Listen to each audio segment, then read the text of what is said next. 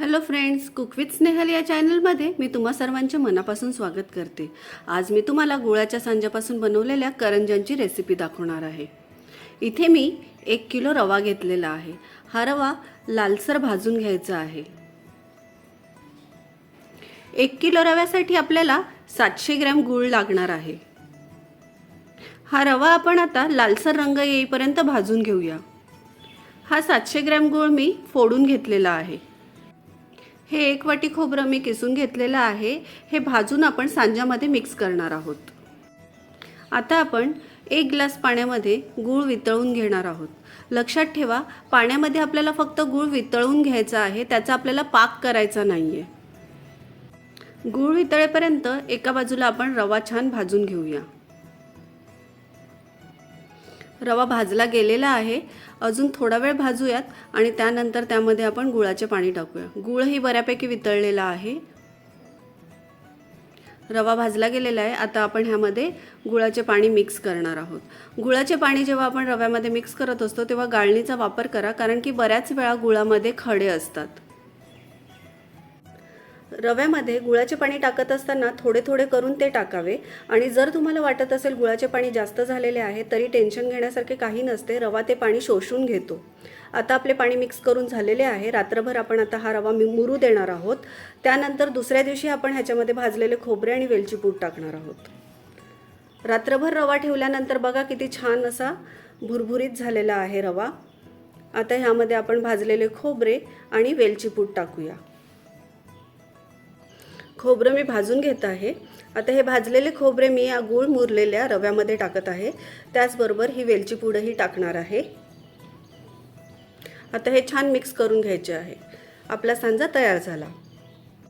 आता मी इथे मैदा घेतलेला आहे। या मैद्यामध्ये आपण 1 वाटी गरम तुपाचे मोहन देणार आहोत। आता पीठ छान मिक्स करून घ्यायचं आहे तुपामध्ये आणि त्यानंतर ते हलक्या हाताने मळून घ्यायचं आहे।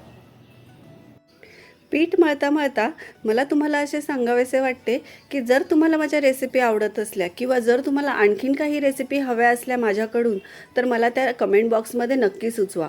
आणि हो, माझ्या चॅनलला सबस्क्राईब करायला विसरू नका आणि तुमच्या फ्रेंड्सबरोबरही शेअर करा। पीठ मळून झाल्यानंतर छोटे छोटे गोळे करून चाणक्या लाटून घ्यायच्या आहेत। आता मी इथे एक चाणकी घेतलेली आहे, त्यामध्ये सांजा भरून घेतलेला आहे। सांजा भरताना तो व्यवस्थित आधी सेट करून घ्यायचा। काठ चिटकवण्यासाठी तुम्ही पाण्याचा किंवा दुधाचा वापर करू शकता। इथे मी पाणी वापरत आहे। बोटाने किंवा कापसाच्या बोळ्याने हे पाणी लावून घ्यायचे आहे आणि त्यानंतर तुम्ही पाहू शकता की मी काठ कसे चिटकवून घेतलेले आहेत। आता कटरचा वापर करून मी योग्य शेपमध्ये ही करंजी कापून घेणार आहे। अशा प्रकारे एक एक करून सर्व करंज्या भरून घ्यायच्या आहेत। त्या एका पेपरवरती ठेवून तो पेपर झाकायचा आहे। झाकून ठेवण्याचे कारण म्हणजे या करंज्या झाकल्यामुळे कडक होत नाहीत आणि तेलात फुटत नाहीत। आता इथे आपण तेल गरम करून घेतलेले आहे। तेल चांगले तापल्यानंतर कढईत मावतील एवढ्या करंज्या आपण एकाच वेळेस टाकणार आहोत आणि करंज्यांना लालसर सोनेरी रंग येईपर्यंत हळू गॅसवर तळून घ्यायच्या आहेत।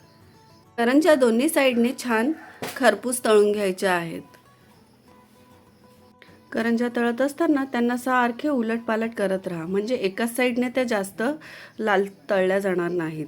दोन्ही साईडने सारख्या तळल्या जातील। तुम्ही पाहू शकता करंज्यांना छान सोनेरी रंग यायला लागलेला आहे।